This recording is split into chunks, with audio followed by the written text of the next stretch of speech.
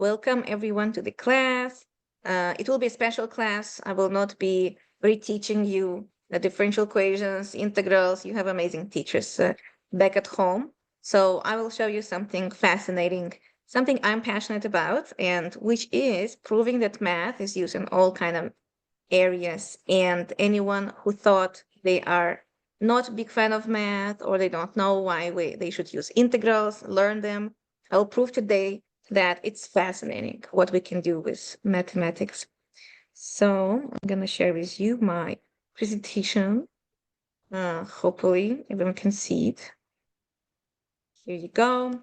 Small introduction. I am an associate teaching professor at Arizona State University at the School of Mathematical Statistical Sciences.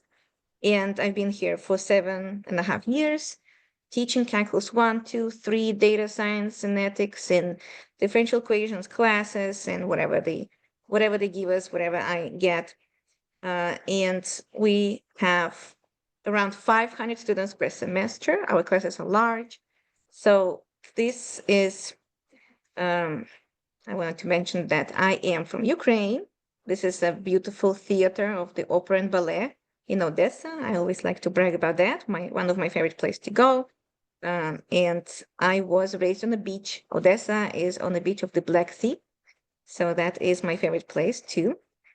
And I also want to mention that my math classes are a little bit unique.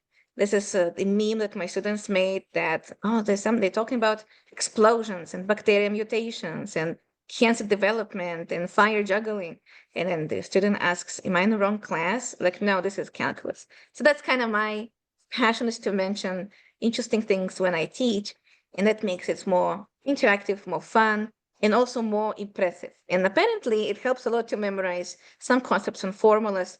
If you mention something unique about it, the brain gets surprised and likes it more. So this is what I like to teach sometimes in the local libraries or at the conferences I attend, seminars and symposiums. I call it Math Will Save the World. And usually it's about lots of stuff. So you guys requested to break it to several classes, or I was requested, so I did. This time it will be mathematical modeling in medicine, using math to model disease spreads, cancer growth, antibiotic resistance, and more. But I also talk about other things, which I will mention right now. And it becomes a very interesting experience for all kind of levels. I do teach this to math people. I did teach it to people who are 60 years and older and have nothing to do with math. And at the conferences to math researchers and to students at the same time. So, why this is interesting? I talk about pure and applied math at some point, and how do they interact, and why so many pure mathematical concepts at some point became applied, and how fascinating it became, because nobody expected that, like complex analysis, for example, or topology. I will talk about applications in biology and nature, medicine. I love microscience, genetics, and microbiology. I love macro science, which is space sciences. That's one of the classes I do also offer, if you guys have time for that. AI, artificial intelligence, machine learning, it will be my second class. Epidemic spread, that's what we're going to talk about today. That's my specialty and my favorite ones. Cancer and tumors. And I also talk about AI in math, in automatic cars, music, sport, and more. And that makes it very diverse, very exciting. No matter what you like, at some point you will find something fascinating. So I will start and hit you with genetics right away. And I will mention that at the end, there will be a homework assignment for everyone, and you'll be submitting to your professor, which will be a reflection on what you saw and basically mentioning and writing down what was your favorite topic and what else did you find about it. So just letting you know, make some notes and also pay attention. I'll hit you with genetics right away because that's what I studied earlier in United States when I went to grad school. Epistasis is one of the genetic mutations, and it's a gene interaction in which the activity of one gene is under the influence of another non-allelic gene, similar but different DNA sequence gene. A gene that suppresses the phenotype of another gene is called epistatic. I'm not gonna explain you lots of terminology in genetics. You can definitely check it out yourself. What is phenotype and genotype? But the idea is pretty simple. There's a dominant and recessive genes or genotypes that are built out of these dominant and recessive genes. Capital A are dominant, so it will be very dominant. If you have AA, both capitals, we expect to have A as a phenotype. If you have dominant and recessive, we expect to have dominant. If we have recessive, we expect to have recessive. So you maybe heard about those things when we have interracial couples, that some genes between mother and father are stronger, and the kid will less likely to have a ginger hair color because it's usually recessive gene. Black color is more dominant for the hair, and there's other features as well. So this is the expectations. However, epistasis is the case when the expected phenotype is not happening. So it is a mutation that suddenly gives the recessive gene more chances to be in the result. And I studied this phenomenon for my master's degree research, and I found that the example of epistasis is also highly known as a Bombay phenotype, one of the most interesting examples in humans that occur in human blood called Bombay phenotype, and it's also called Bombay blood group, which was originally discovered in India. And it's very rare, as you can see. It's 4 per million people. Genotype of these individuals is of type ABO, which results in the phenotype O, which is not what you would assume, because O is a very rare blood type. You expect to have AB. And the problem is that it's so rare. They also call it sometimes OH. It was discovered in Bombay, which is now Mumbai, in India in 1952. And this is the picture of the group. And people with this blood can donate blood to almost everyone. So they're amazing, but they cannot receive blood from anyone except people of their own group. So the issue is that they have to stick together, because if any of them needs blood because they got injured and so on, they have to have another person with this blood phenotype. So that is how these groups are being created. I was working on epistasis in animals and using differential equations to make the mutation happen. That's what I was interested in. And I was working in predator-prey models, which I want to talk about today, but we might not have time about. So we'll see how it goes. But what if, when we have preys and predators, and you can imagine foxes and rabbits are preys and foxes are predators, what if the prey becomes dangerous? So what if rabbits could fight back? Which is kind of hard to imagine because they're cute and fluffy. But there are cases of poisonous preys. For example, a very well-known frog. You will see these frogs in lots of botanical gardens and zoos around the world. It's called a poisonous frog. So when the predator, like a bird, eats it, it gets poisoned. And that's why it's so colorful, to let the predator know ahead of time, don't eat me, rather than being eaten and then I will got hurt. So that is an example of epistasis, when suddenly the not a dominant gene showed up and stayed there, and that was a poison. So there was a sacrifice in genetical mutation there. Usually when something like this happens, a frog in this case will have to sacrifice some other features, like being fast or jump really well or something, or maybe how many babies they can have, but it saves the population for being poisonous. Here's how you model that using equations. And actually some equations are already ready to go by people who did mathematics in genetics. So we can model, it's called 2 locus, 2 allele problem. We consider the population X, which depends on T, which is time, and time will tell us how big the size of population is, or density. And then you add up together all the possibilities. And possibilities are over here, there are 9 of them. All capitals, AABB, which we know if it will, the expected phenotype will be capital AB. Then with the same logic, it will be AABB, but B small, still AB wins, and then AABB, and so on. All the possible variations where the recessive gene at the end, small a's and small b's, is the one that should be the weakest one. So you have the proportions now of those types, because as you can see in red, I already collected what types will be popular, capital A, capital B, AB and AB, but then there will be capital A, small b, there are two of them, small a, capital B, there are two of them, and the rarest one is small a, small b. So they are different proportions. They don't have the same proportion as everything. So you can actually figure it out and combine them in differential equations. And differential equations are equations that have derivatives in them. If you like, why would we even want to differentiate those things? Because we want to find the speed of reproduction rate or the speed of how the population grows and so on. And the total population is 100%. So usually people put it as 1, not to deal with percentages. Ta-da! This is where it gets the most interesting. And undergraduate students can understand that. So I highly encourage, if you like these topics, math and genetics, to dig into these things, because it's very interesting and very modern. There's lots of money invested in mathematical microbiology and genetics.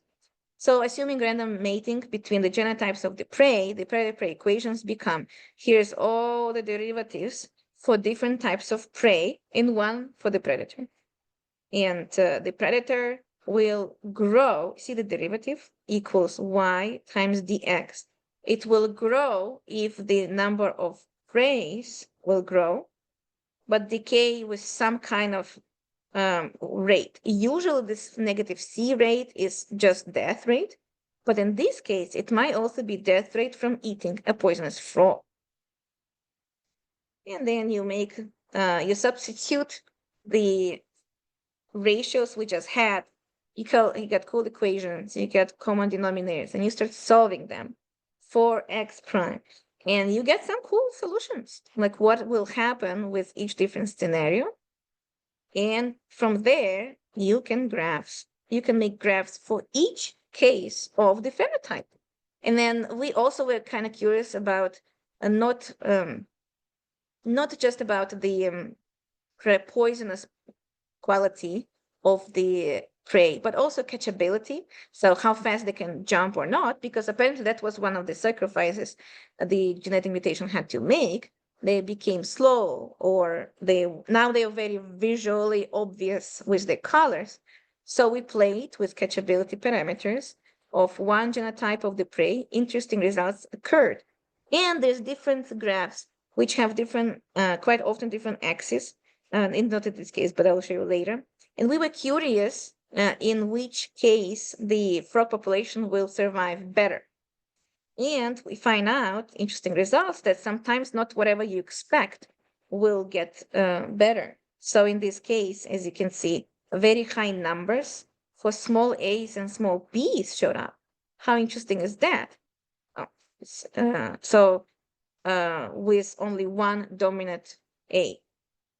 And then small a's and small b's with one dominant B also survived really well, because that's how high the numbers are. Those are the numbers for the prey. And as you can see at first, they are jumping up and down quite a lot because the populations keep growing a lot. The predators eat them too much, and then the predators learn about the predators are smart enough to figure out that eating them kills you. So now they train the babies not to eat this type of frog with blue color. And that makes the collaboration or coexistence of predators and prey being stable. So as you can see, the numbers stabilize around the same level, more or less. But in some cases, the frogs just don't survive. They just die. Here you go. Because they're easy to catch them, they're too visual. And if they don't have enough poison, they just die. So that was interesting to see, that epistasis was resulting in small a's and small b's surviving as the main phenotype and giving a poison quality to the frog. And that helped them to survive more. And then I was playing. There were 9 genotypes. these were easy to catch, so the survival rate was not the best, even though they were poisonous. But these 4 were difficult to catch, so the survival rate were better. But the one that had more dominant genes did not do well because they were not poisonous enough. So this is the connection between prey and predators. Those are classic predator-prey equations called Lotka-Volterra equations. But this time, they have genetic equations synced together with predator-prey equations. And as you can see, X and Y with respect to T, the higher curve is always prey, because there are always more prey than predators. The lower one is predator. And at some point, 2 of them have like, they are circling around some particular number. In this case, like 12,000 or millions, whatever this axis units have in prey, and then 2.5 in predators. And they kind of stabilize over there. And that is with the dangerous prey simulations. And as you can see, it circles around because the more prey we have, the more predators will try to eat them. The size decreases, size decreases, the prey increases. But when there are more prey, they get eaten because it's easier to catch, then their size decreases, and it keeps circling around. And this is how you break it down based on phenotypes. And you have interesting results. Poisonous types and low catchability, of course, makes the biggest success. As you can see, the y-axis here are not the same. Most of them have 2 at the maximum, but this one has 5. So very interesting that if you trigger the genetic mutation the way that it will be poisonous, but it will not sacrifice the catchability too much, this is where the prey can survive the most, 5 in this case.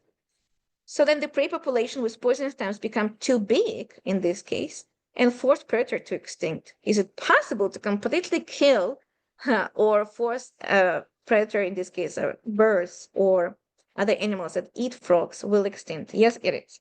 As you can see, around 23 here, time 23, which may be days or months, the predator cannot survive anymore. So they were trying to coexist. But if prey is really way too poisonous and hard to catch, and there's no other food options for the predator, which happens quite often on islands, then the predator dies out. There are too many poisonous types of the poison, or the poison is too strong, and the predator population is forced to extinct. It quite often happens because the babies of the predators keep eating and get poisoned by the poisonous prey, and then the next generation is not surviving. So talking about the genetics mutations, what else you can imagine has mutations? Yes, we have viruses and bacteria. And I'm going to talk about that too. So that was one topic, write it down. Genetics, we did that. There was genetic mutations in humans and animals, and they're much more than what I have showed, of course. But I do know that people love talking about math modeling of epidemic spreads, and now people know a little bit too much about it because of COVID. But before that, I was giving talks, and people were very impressed by this unusual new topic. So this is how one of the examples of COVID, for example, spreading, and as most of the diseases spread through the airports. So the green ones are good, the yellow ones are semi-affected, and the affected ones are usually closed. And of course, Europe is so packed that if something spreads, it spreads fast through the airports because people will travel no matter what. Tickets are expensive, they have to be somewhere. And this is one of the coolest simulations to see that. Well, I will mention to you SIR models. In fact, I work on the undergraduate research projects with my students, no matter what class they take, and I can explain the SRI differential equations to undergraduate student freshman level that only just took calculus 1 class. So it's very satisfying that you can already do some epidemiology modeling knowing so few. You just need to know derivatives and sometimes a couple of integrals. SRI models, they look like this, where S are people that are susceptible to get sick, but they're not sick yet. I are infected. So from the class of people S, you become infected with the rate beta or any other letter, but beta is a popular case. Then from infected, you have R. R is either recovered or removed. So R can be now you're immune. If you're immune, you never become susceptible again. Because if now you have immunity, you will never get infected, so you're good to go. But quite often it's just recovered. You recovered and you maybe, that's why the question mark, move back to the class of being susceptible, like with seasonal cold, flu. We keep getting sick every year because, again, it's keep mutating. So not all vaccines are working. So this is like a very classical example of seasonal cold or flu diseases.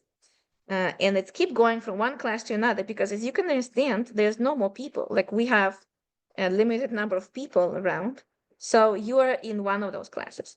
And here is a nice graph. At first, we have massive population over almost 1,000, whatever it is, millions, thousands, or just a group of 1,000 school kids. They're all susceptible. Now, the first infected person shows up. Maybe it's only even one. Usually they call them introduction person, the first person shows up and slowly make others sick. People from this class of susceptible people relocate to the class of people in orange, which is infected. The oranges keep growing, the susceptibles keep decaying, but now at some point, people start recovering. Say it takes 1 week to recover from cold. And now, at this moment here, the recovered class is growing.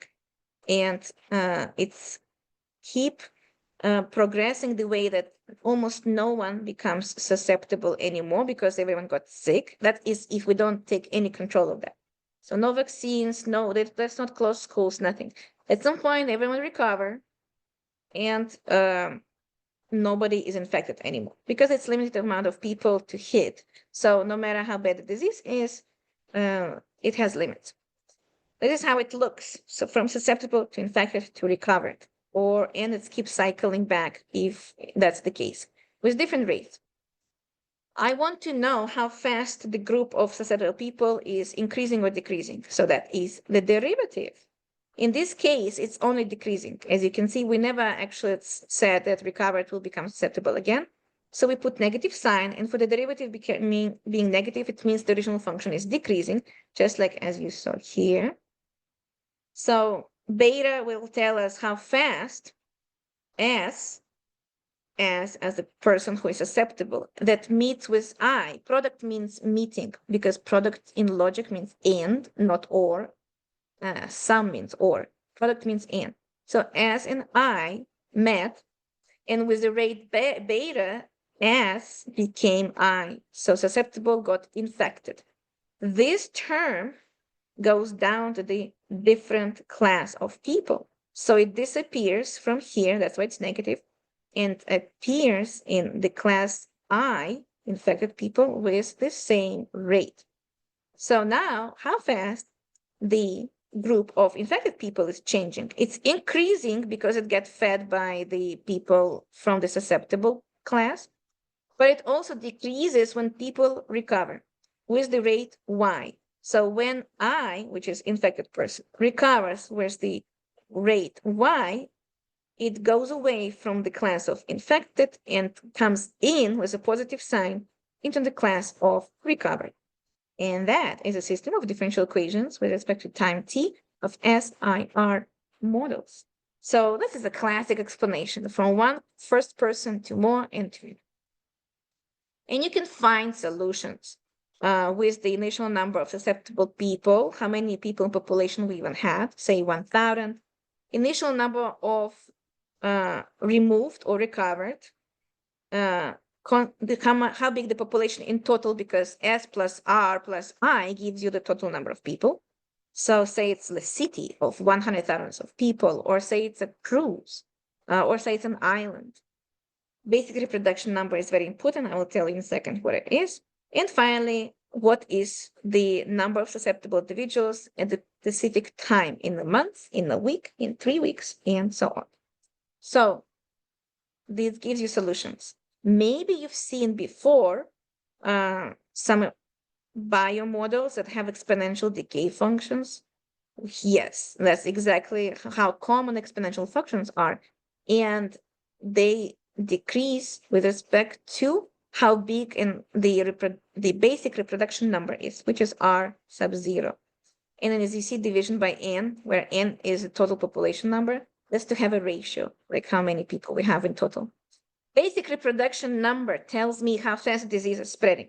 Because as you understand, if disease spreads through coughing, like COVID, that's a very fast disease. If disease spreads through not washing hands because it's a diarrhea spreading disease, it's not going to spread that fast because you need to go to the restroom where the previous person was sick and did not clean well and you did not wash your hands. So sexually transmitted diseases have even smaller R sub 0 because in order to get it, you actually need to have intercourse with another person and so on. So basic reproduction number is one of the most important things to consider when you work in epidemiology. And here's a cool simulation. There was only 1 or 2 red dots introduced. That's a COVID spread. Makes all these susceptible people in white sick, or almost all, and then they recover and become blue. And as you can see, there's nowhere to go for the disease anymore because there's a limited number of people. And unless you get sick second time, at some point disease will die out. So that's called a herd immunity at some point. You heard that too.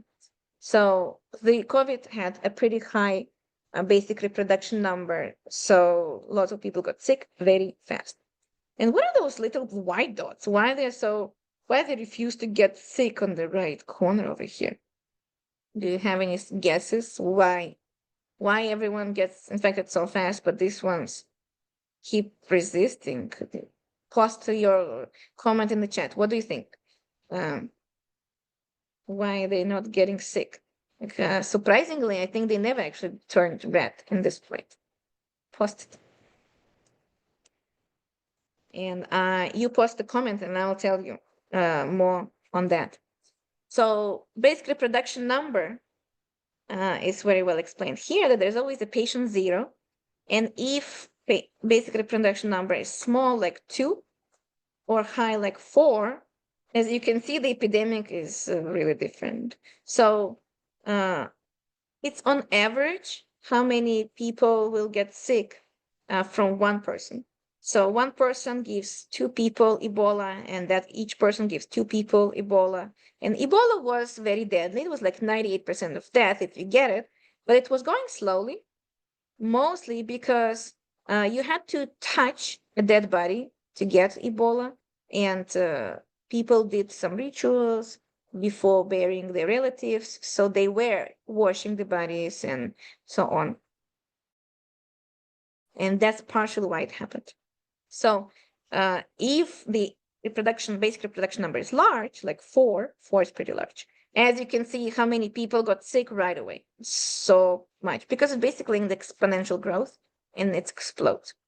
If you don't know what SARS is, I made a comment here. It's a viral respiratory disease. It was a big epidemic in America in 2002, 2004, and actually some other countries too. Severe acute respiratory syndrome.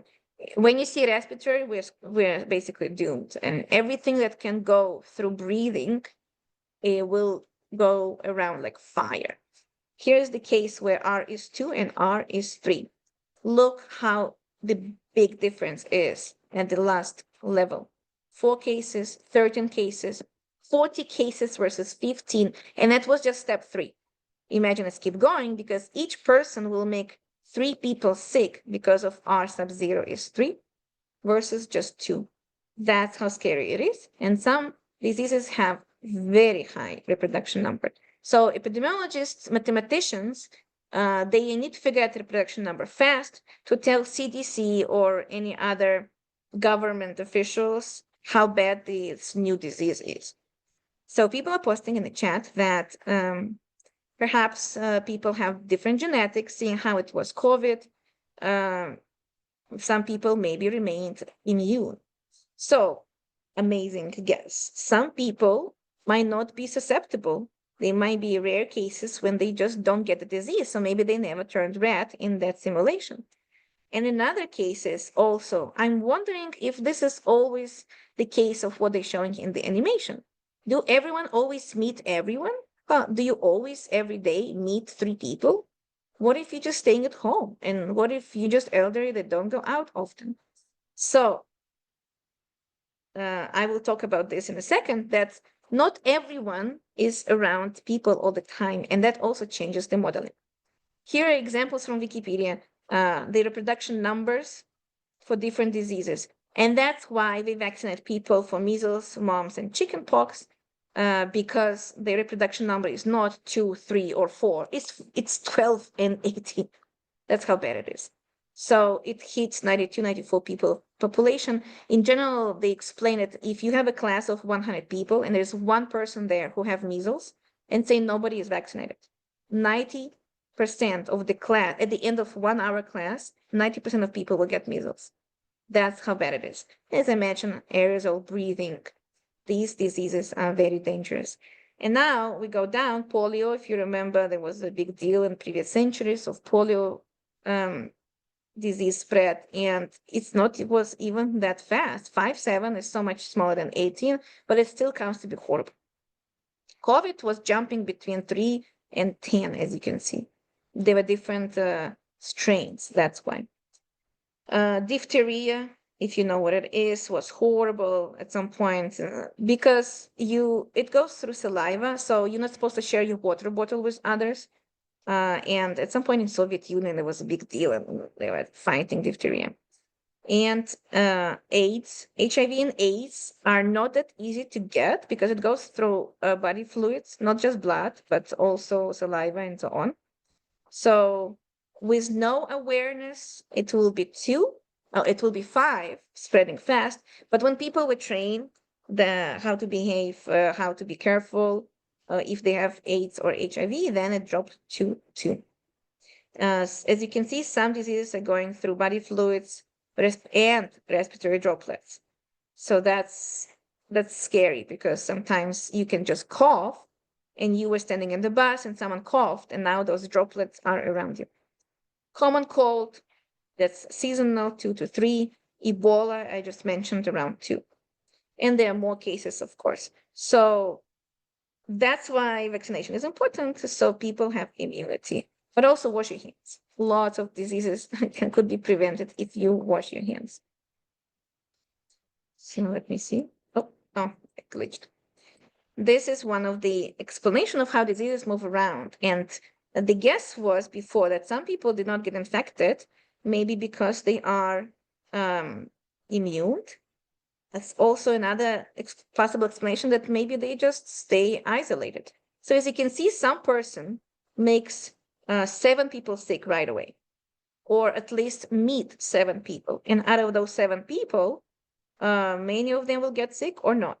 Another person meets also 7 people, and then each of this person meets 3. So some of those people are called super spreaders. You see why some people only meet 1 person, while some people meet 7 or more. So I'm definitely a super spreader because I go to a class of 100 people, I teach them, but then at the same day I could go to yoga class or dancing class, then I go to the dining hall. So every day I walk around hundreds of people with no exaggeration. So I'm one of the examples of super spreaders. While some people just work at home and they don't go out often, or they work in the office, which is a closed environment. As educators, we tend to be super spreaders. Another interesting example is that those cases are not fixed. Like it's very dynamic and mobile. The moment you put dynamic word in math, that immediately includes partial differential equations, PDEs. So that's something you learn in upper level classes, and that makes the research fascinating and more realistic. Because as you can see, people don't just stay in one place. People and communities tend to relocate. So everyone were at work, but then suddenly everyone went to lunch to some place. So the groups of people keep relocating. And that makes epidemiology modeling more complicated, but also more fascinating. And here's some mechanics. So susceptible rates. We have susceptible people, different infections rate for different diseases. As you could see, pox and Ebola had very different infection rates. Sometimes we have, before being infected, exposed. Not everyone will get exposed to measles if you never go to the country that have measles outbreak, right? It's just common sense. So if you never travel to places with disease, you've never been exposed to it. But the moment you do travel, you go to exposed, then not necessarily get infected right away. So sometimes the incubation rate, then you get infected. Then it takes time to recover. So there is going to be a recovery rate. You recover, and then either you get immunity or not, and you go back to the susceptible class if you don't get immunity. So you use statistics. You have some data from CDC or government data from hospitals. This is the number of people that got sick. He tried to fit it to the using different statistical techniques and differential equations. And now you have a curve. I don't have anything after those two dots. So why do we even care to do this mathematical statistical modeling? Because it will give me predictions for the future. In this case, they call it projections. They will give me prediction if the outbreak will be horrible or it will decay and when. And it will give me some, they call it projection uncertainty, but basically it's plus minus the error. So this what you report to the government, and there are lots of mathematicians working for governments. They report back and saying you need to intervene with antibiotic as soon as here to make sure that the curves start going down faster, or else if you don't, it slows down but not fast enough. Lots of people will get sick. So that's where the government decides to close the whole school or to announce the quarantine for the whole city. And surprisingly, if you close the school too early, everyone will get sick when they go back to school. So there's a optimal solution, and that's where optimization problems come to the picture. And when you should close the school in case of epidemic, not too soon and not too late. So there are more cases and then just SIR. Even here, I already showed you SEIR. The cases like classical SIR, SIRS, when R recovers but doesn't get immunity, so it's keep repeating all the time. As exposed IR, and from infected, you can jump back to the susceptible. Instead of recovering, you just keep being susceptible because your immune system is low. And we also have SEIS. So susceptible, exposed, you got exposed to some kind of disease. You got infected. And then you never recovered. You go back and become susceptible again. So there's no way of recovery and being clean out of the disease. So it hits your immune system, for example, forever. And now imagine to make it more complicated, but also more fascinating.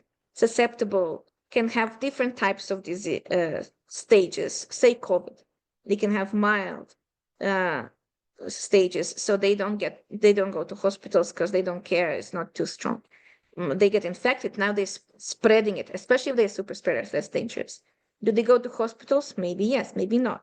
Do they recover? Hopefully. If not, guess what this mu means? This is a mu variable. It means they might die. So from hospital, you either recover or you die. Vaccinated people also might not react well on vaccination, which happened before. Not everyone can be vaccinated if they have problems with health. But if they do vaccinated, they might only be getting mild symptoms after that, like with COVID, or don't get sick at all. So this lambda will be a smaller number than this beta, because if you're not vaccinated, you probably will get sick more often than with vaccination, and so on. So this is how it gets. You can also break it to countries. Different countries have different policies of when to vaccinate, when to hospitalize. And these were classical examples of COVID and how different countries reacted on the epidemics and who did better than others. So we have Korea, Italy, Germany, France, Spain, UK, US, and Japan, different graphs. And as you can see, pink, Spain did really bad. This is death per millions. Lots of people died in Spain, but in infected also Spain. Lots of people got infected and died in Spain, while France is in blue, as you can see, have much lower rates. And Korea did pretty good because it never actually grew that fast and it stabilized pretty early. So in gray, that's Korea, has very low death numbers. And then we have China, Italy, and US comparison. And China closed everything very early. So their rates were much smaller. US did not care to close, and also did not really explain to people how to wash hands well. So they did not really do well enough. And Italy did not do well enough right away, but then figured out. Do you see those kind of thickness is different? That means that this data has different levels from 2. So that's interesting. It's either the error provided by the data or assumption for the error. So it's pretty cool. Ta-da! This is what we call herd immunity, and also can be modeled mathematically. What if everyone is susceptible and have no immunity? Then everyone gets sick except a couple of people, like we saw those tiny dots. They either just stayed away, or they have some kind of immunity, or they just never talk to anyone. What if we give some kind of immunity through vaccination to some people? We see the red ones, those are the first patient, the first one that makes everyone sick. Now, not everyone got sick. People were immune, and blue people still did not get sick for some other reasons. But if we make everyone vaccinated, like with chickenpox or measles, then disease just don't have place to go. There's only 4 blue people, and out of 4 blue people, only 1 got actually sick. So now there are 3 blue people, because you don't need all of those people.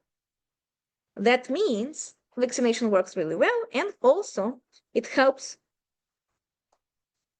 in the cases, it helps in the cases of those who can be vaccinated for some specific reason. The community is vaccinated, everyone is protected, even those who cannot be vaccinated due to underlying health conditions. So you save more people in blue by not letting the disease jump around the whole population. So that's what's also called herd immunity or population vaccination strategies. So here's the examples of measles and how vaccination worked for measles through different years. The plan was to vaccinate as many people as possible, and it worked. In blue, everyone got vaccinated, and the measles outbreak was under control. This is a pretty new graph in 2020. The WHO organization was collecting the data and asking mathematicians and statisticians to model progress of vaccination throughout the world when it comes to measles up until 2020, I think.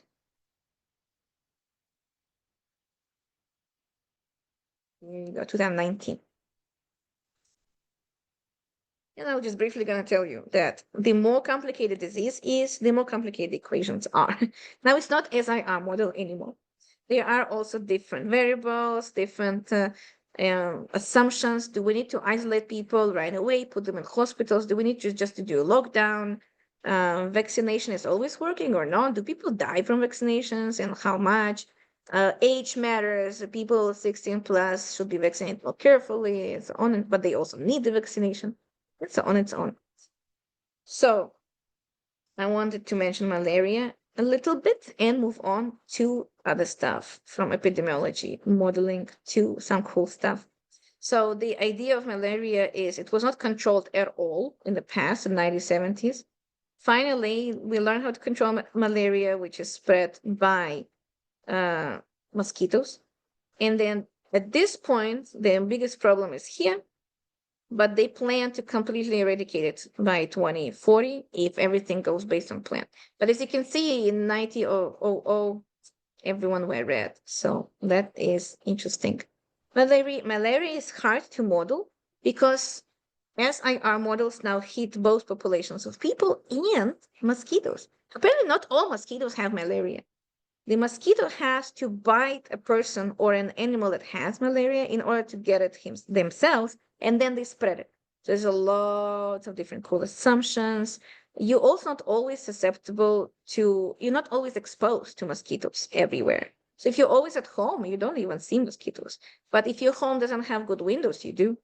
And if you live around the lakes, you do more than if you live downtown and big city. So all of this is included.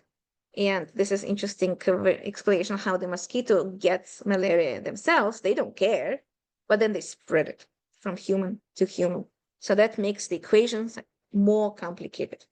And all of those are derivatives, and all of those are different parameters. And the more you include, the more interesting and realistic it gets. But then it's complicated to analyze. And now imagine you have malaria and COVID at the same time. So the hosts have lower immune system because they have COVID.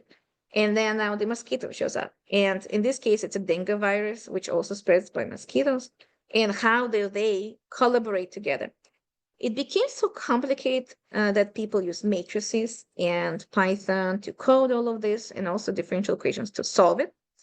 And they put all of those cases into classes. And it's called a flow chart of a population stratified into groups with flux between groups and without demographic variables. Flux is something you will learn in calculus 3 class. And flux can be used in physics, like a flux of the wind or electromagnetic fields going through your body, but also the strength of different diseases collaborating between each other and hitting a person's immunity from both directions. Ta-da! So if you're talking about mutations, of course, I am known to work on superbugs for antibiotic-resistant bacteria. That is the case of hospital-related diseases like MRSA and C. diff and others. So I was modeling that for my PhD research, and that is pretty fascinating. And that some diseases only hit people with low immune system, and that's why they call hospital-related diseases, because a normal visitor in the hospital will not get it.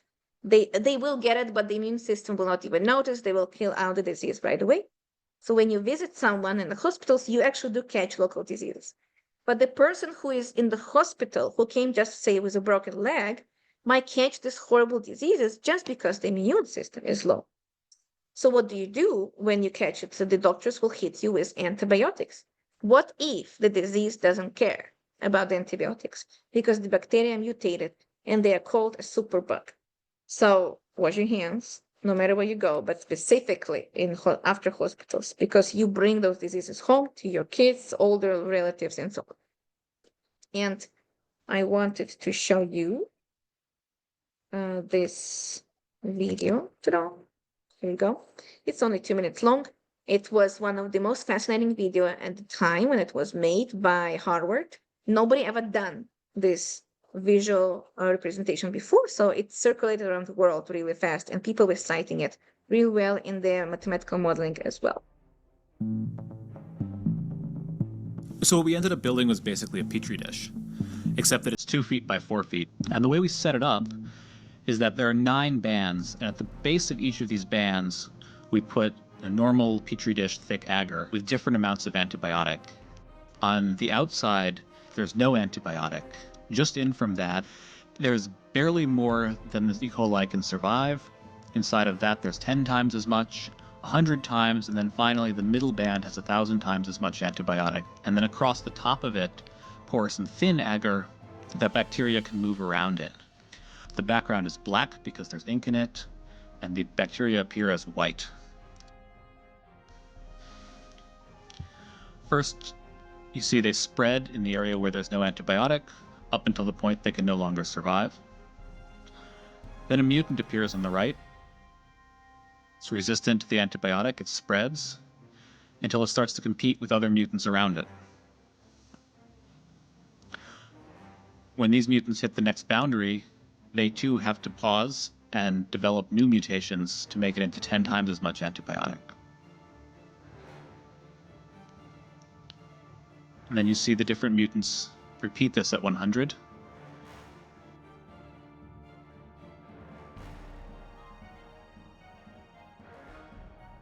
And after about 11 days, they finally make it into 1,000 times as much antibiotic as the wild type can survive.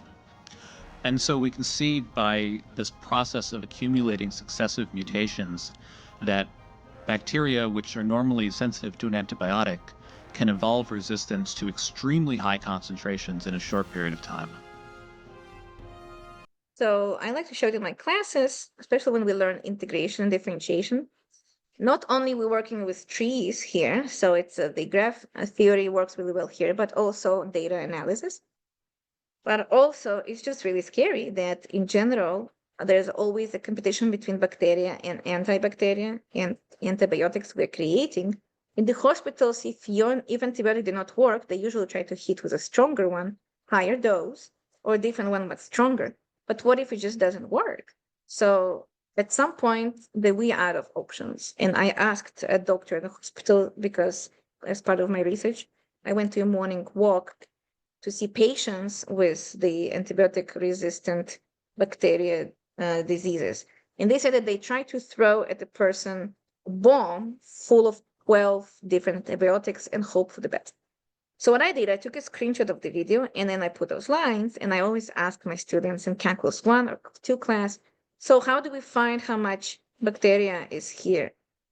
And the answer is through integration. You integrate from A to B, and this curve will be a function, and it will tell you how much area was taken by the bacteria that did not care for antibiotic and was keep growing. Another question is, can we figure out the speed of it? That is a derivative. So by differentiating, by figuring out the rates of spread of this mutation for each level of antibiotics, you can figure out the derivative. Derivative will takes you the speed, the rate of change. So that's like a very basic show to people where math is so useful and helpful in medicine. And you can show it to people of other areas, no matter if they're in STEM or not. So this is what I did for part of my project. At some point, I used R, and I took the data from hospitals full of nurses and doctors and administrative staff, and how much they interact with patients. They actually did the whole experiment by putting tiny devices on all the doctors and staff and nurses, and the device will write down or detect when that person will approach a patient. So they figured out 10,000 and a half contacts, which was done just by one nurse. That was 75% of all the contacts was done by one nurse. That means that in the hospitals, the super spreaders are nurses. And they were calculating it for 4 days and 4 nights. There were 29 patients, and it was 46 workers in the hospitals. And they were 14,000 contacts in total. But again, out of them, 10,000 was done by one nurse. So there were 3 nurses that had the most number of contacts. And I modeled them like so. And it was actually a 3D model. You could move these balls around, and they were represent different patients in blue, nurses in red, medical assistants in green, and administrations in yellow. And we figured out, here they are, these 3 nurses that have 10,000 or more connections to patients. So it means if one of them is sick with something, they will spread it to potential 10,000 or more contacts if they don't wash hands, if they do not put mask on, or in general, the immune system of that person is just super low. And now let's think why it's even happening. Because a nurse probably has MRSA or C. diff, hospital spread diseases, on them, but the immune system is good, so they don't feel it.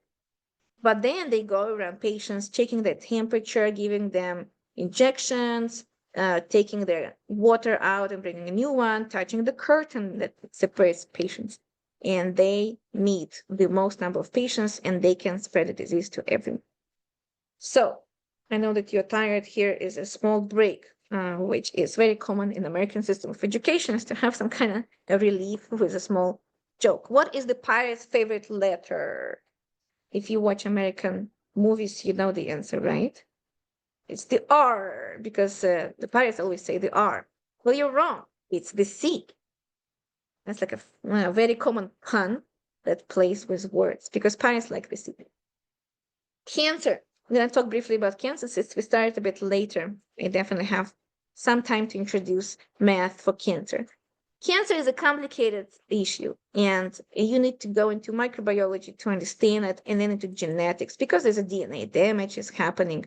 There's some cells death, and cells have cycles, and they just keep growing. And the mutation basically happens You might not know, but cells talk to each other, and it was a big discovery to have in the last century. So cells give signals to each other how much to grow. For example, if cells hit the edge of the environment, they tell each other to stop dividing because there's no space anymore. So cancer cells, unfortunately, either don't hear each other or they don't talk to each other. So they keep dividing. And that's the problem. That's how the tumor also grows. So different types of statistics, different types of behavior. Not all tumors, for example, are cancerous. So there's a switch happens sometimes. Tumor can be okay and you might have it and you might never know it, or it will switch and become cancerous, will have cancerous behavior. So you introduce lots of variables. There's a time, there's a size of the cell, there is the how much the cell is exposed to nearby cancerous cell, and so on. And you also need to understand these technical characteristics. I collected this for you, found this very cool explanation that you can work as mathematician or statistician or computer scientist or a data scientist on any parts of this cycle. You can only be concentrating on invasions of metastasis or resisting cell death or evading growth suppressions or tumors. So it's pretty cool that different teams usually work on different things. And then you have to figure out if you understand chemistry and microbiology. So that's actually partially why I did not go into cancer research in my graduate school studies, because this was just too much to learn for me. Lots of microbiology and terminology to know, receptors, inhibitory receptors, and T cells, and so on. So, for example, here's a tumor animation. For you, not all tumors become bad. In fact, we might have some at the moment and we might not care about too much, but some of them suddenly become cancers. So this is a cool animation of the macrophage phage that is an immune cell, and it can sometimes catch and kill a cancer cell. So the cure for cancer is actually known if we have an amazing immunity. Immune cells are very good at killing cancer cells if they can detect them. The problem is that cancer cells are very good in hiding and avoiding the immune cells to not to get killed. Here you go. Those are partial differential equations for you, and those dots represent derivatives. We learned partial derivatives in calculus 3, and as you can see, it is complicated. It still reminds you SIR models by the way it looks, but it's complicated.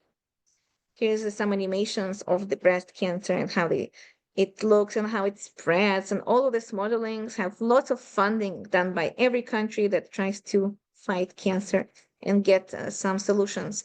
Should we use chemotherapy, or there any medicine involved, and so on. Lots of terminology, B cells and T cells, and there are lots of interesting drug intervention happening. And as you can see, vessels are involved. So cancer have different types of it and different reaction on different drugs. So some drugs have to be highly concentrated. Some drugs have to be lower concentrated.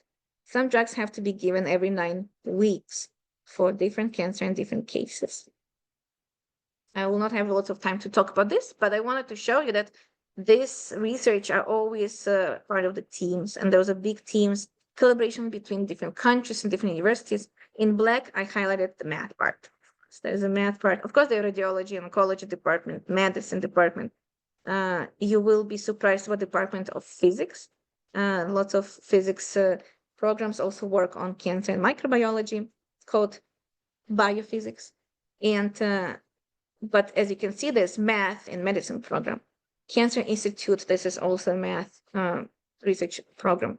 Department of Math, Neil Cancer Cell, also math, and so on. So it's pretty fascinating to see that. And what they say is, we discuss how researchers are integrating experimental and clinical data to fully inform models so that they can be applied for clinical predictions.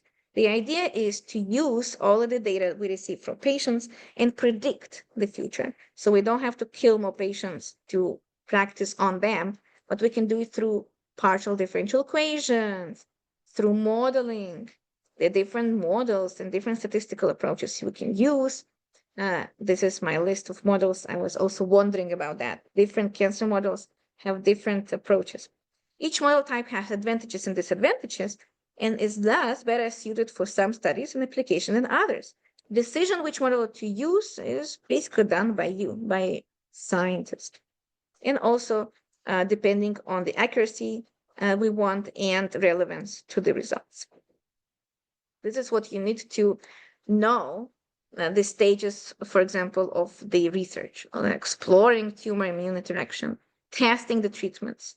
Testing the treatments for real people happens in like 5-7 years after the modeling, because it have to be admitted by the system that it is safe to test it on actual patients. Then correlating biomarkers with outcomes. Then you have some strategies for treatment. Then it goes to the modeling phase, where you use mathematical and statistical modeling and AI to have predictive modeling too. And as you can see, there will be images involved and MRI scan images or more. And you will talk about tissues or cells or tumors or human in general, like how tiny or big the data is. And you get into AI, machine learning, that will help to make some predictions. But you also get into bio assumptions, physics assumptions, to have the applications phase ready to go to clinical trials. You get some functions, simulations, and finally you have clinical trials with different situations, different ages, different cancers. And you collect those results to predict the future treatments. And that's going to have treatment responses, and hopefully survival rates will be high. And that's how it works in mathematical modeling in cancer. Actually, it's perfect time. I think I finished. The bonus was Fibonacci sequence, which you heard about, and I'll show you cool stuff just through animations, just through pictures that you've seen Fibonacci everywhere in nature before. If you did not know, now you know. Here you go.